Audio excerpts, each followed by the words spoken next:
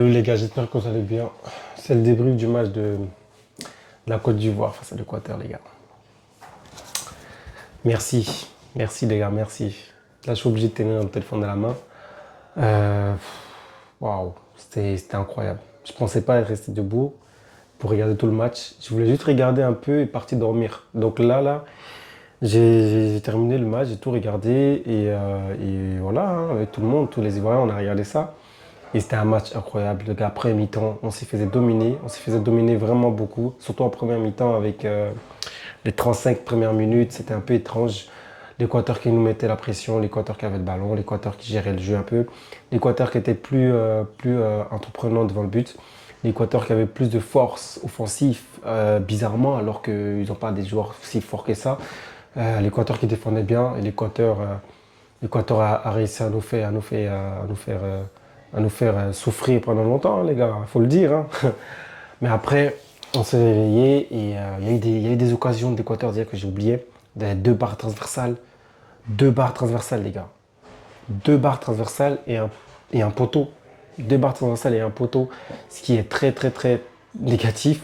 Donc il faut savoir mieux défendre que ça, surtout que c'est une équipe qui n'est pas une équipe offensive, qui n'est pas une équipe forte offensivement. Il faut savoir défendre bien, les gars, parce que c'est important.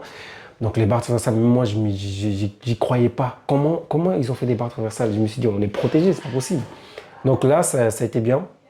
En deuxième mi-temps, on s'est réveillé peu à peu. On a commencé à avoir des actions. On a aussi un poteau, bien sûr. On a aussi une barre transversale de Wai en première mi-temps encore. Et en deuxième mi-temps, on a beaucoup mieux joué avec Diomandé, des rentrées de Inao, la sortie de Seko Fofana et sortie de Seko Fofana et Sangaré. Rentrée de, rentrée de Sangaré pardon, et Inao, sortie de Seko Fofana et Kessié. C'était bien parce qu'on avait deux cartons jaunes en première mi-temps. D'ailleurs, je ne comprenais pas deux cartons jaunes au milieu et un carton jaune de Gueladoué.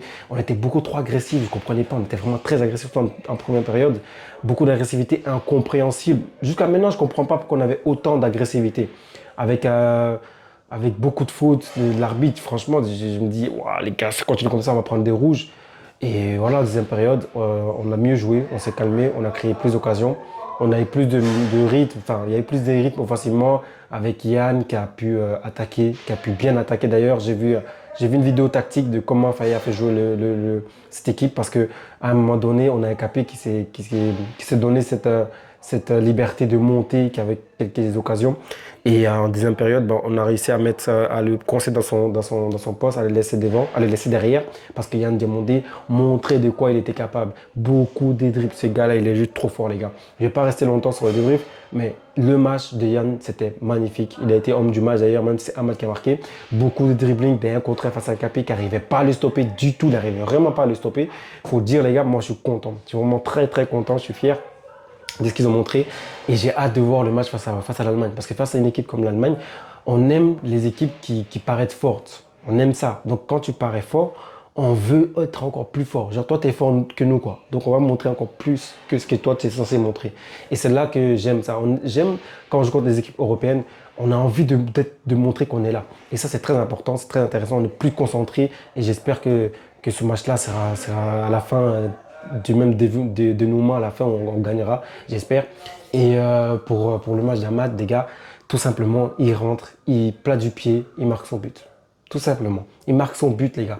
Moi, je suis content parce que Benjamin Touré, c'était pas incroyable défensivement. J'ai trouvé un peu fatigué. Je trouvais que, je sais pas, il n'était pas totalement là. Il a fait un contrôle de balle magnifique. Mais après, je crois qu'il a centré. C'était pas dingue à la fin.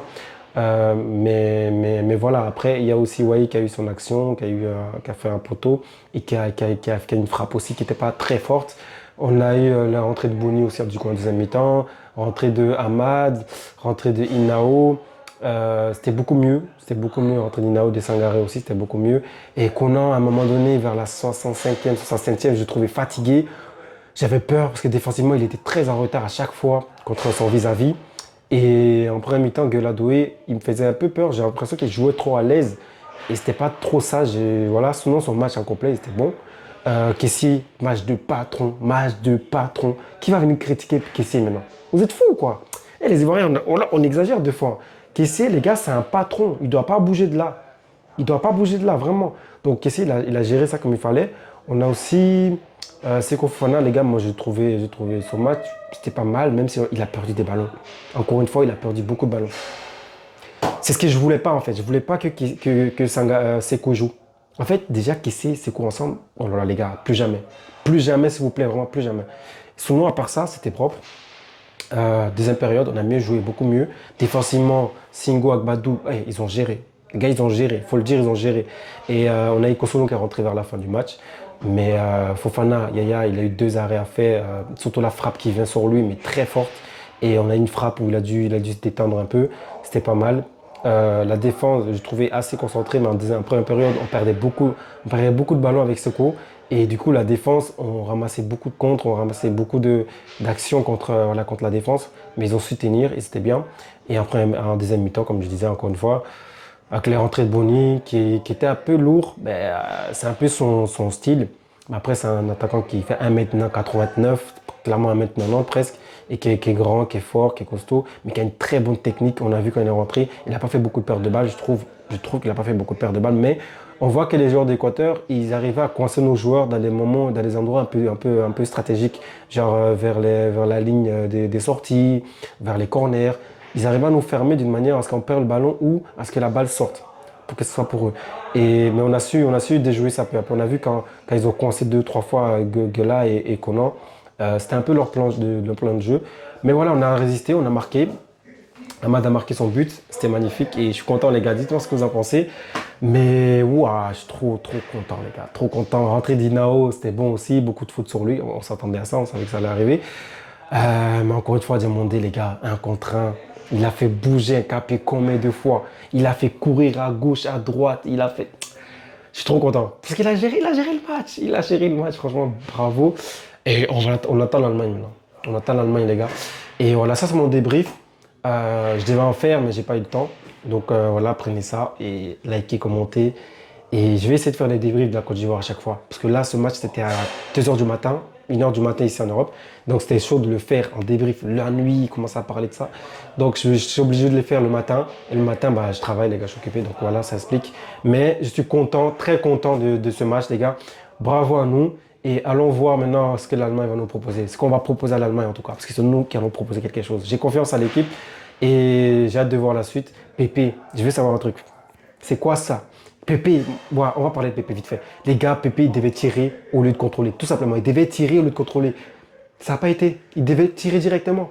Pépé devait tirer directement. Pépé devait tirer directement. Et s'il avait tiré directement, je pense qu'il aurait mis le même but qu'Amad Diallo. Parce que c'est la même action. Il rentre, on lui fait la passe, place ton pied, c'est tout ce qu'il avait à faire. Il a voulu contrôler, il a perdu trop de temps. En fait, ça allait très vite. Il n'a pas perdu trop de temps, mais c'est un contrôle qu'il ne doit pas faire parce qu'il perd du temps dans une zone où il ne doit pas faire de contrôle comme ça. Il doit faire une action rapide. C'est-à-dire la balle, elle vient, tu la touches comme Ahmad l'a fait. Ahmad est plus décisif, est plus clinique, est plus direct. Pépé, c'est un peu plus de touche, un peu plus de contrôle. Même si je pense que s'il avait contrôlé bien, il aurait tiré, ça aurait peut-être pu rentrer aussi. Mais voilà, il a fait un bon match en tout. En tout cas, il a fait un bon match. Et Kessié, les gars, félicitons-le. Je vous ai dit, arrêtez de critiquer Kessié. Vous êtes fous. Vous êtes fous. Dans ce match, le flop, je suis désolé de le dire, c'est Seko Fofana pour moi qui perd beaucoup trop de ballons. Et depuis la France, il perd beaucoup trop de ballons. Depuis le match face à la France, il perd beaucoup trop de ballons. S'il règle ça, ça ira. À part le fait que, voilà, mettre Kessié et Kessié et Seko ensemble, plus jamais, s'il vous plaît. Plus jamais, vraiment plus jamais. Plus jamais, plus jamais. Vraiment plus jamais. Voilà, je vais voir dans le match précédent, dans les prochains matchs, il faut qu'on change de style de tactique parce que je pense qu'un 4-4-2, ça ne va pas le faire face à l'Allemagne. Un 4-3-3, ça peut le faire parce qu'il faudra avoir un gros milieu, mais en même temps, il faut que les milieux soient des vrais milieux. Donc, ils restent au milieu, pas à se balader partout. Et sinon, c'est bien, il faut qu'on soit plus compact. Dans le match, tactiquement, on était plus compact. Nos backs ailiers, nos ailiers rentraient vers l'intérieur pour fermer le bloc. C'était intéressant. J'espère voir ça dans le match prochain. Les gars, abonnez-vous, likez, commentez. Et Fofana, Yaya Fofana, belles arrêts, merci. Singo, très concentré avec Badou, concentré, même si bizarrement les ballons ils coincent dans vos pieds, je ne sais pas ce qui se passe, mais très concentré, ça va, ça a été. Heureusement qu'ils n'ont pas marqué, parce qu'ils ont eu des buts. Hein. Valencia a eu des occasions, pardon, Valencia a eu ses occasions. Heureusement, ils n'ont pas marqué 2 barres transversales, un poteau. Nous, on a fait notre barre transversale, mais on a marqué. Le plus important, c'est de marquer, et on a été plus clinique. Par la suite, je veux que notre défense soit plus concentrée, plus forte et plus comment dire, costaud et qu'on soit mieux regroupé pour défendre. Parce que défensivement, c'est bien, Mais il faut que nos backs et que nos ailiers reviennent et coincent. À la première mi-temps, on a vu qu'Yann, à un moment, il ne savait pas qui tenir. Rappelez-vous, de ce moment, il ne savait pas qui tenir. C'est tout simplement parce que les Équatoriens, ils ont bien joué le coup. Voilà, parce qu'un de leurs ailiers venait au milieu et du coup, on disait à Yann de revenir défendre alors que il y avait un milieu qui venait, ce qui faisait qu'ils étaient genre trois et Yann, il ne savait pas qui tenir. Mais si vous avez regardé le match, vous savez de quoi je parle. Yann, il ne savait pas trop qui tenir.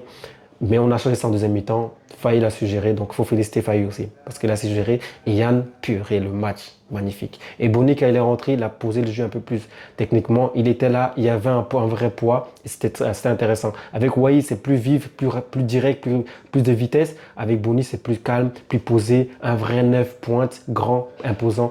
On a les deux styles et c'est magnifique, les gars. J'oubliais de dire, la Côte d'Ivoire est 29e mondiale maintenant. On est monté, les gars. Oui, on est monté. On était à 33e. Maintenant, on est à la 29e. On rentre dans le top 30. Magnifique, les gars. On est dans le top 30. Ah, les gars, on continue comme ça. On sort de ce groupe. Je vous le dis, hein, on sera 25e à la fin de ce groupe. Et à quoi, 8e quart de finale, si on atteint ça, on va rentrer dans le top 20.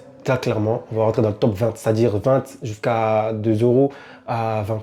On sera dedans, j'en suis certain. Après cette Coupe du Monde, on sera dans le top 20. Et si on va jusqu'à la demi-finale, on sera dans le top 10, j'en suis certain, les gars. C'était un bon match. Abonnez-vous, likez, commentez. Et on va faire des vrais débriefs, encore une fois, sur YouTube. Là, je suis au travail, c'est pour ça. Sinon, le prochain match, c'est 22h. Donc, je vais faire les débriefings de ces deux matchs. Allez les voir sur YouTube, les gars. Abonnez-vous, likez, commentez et ciao.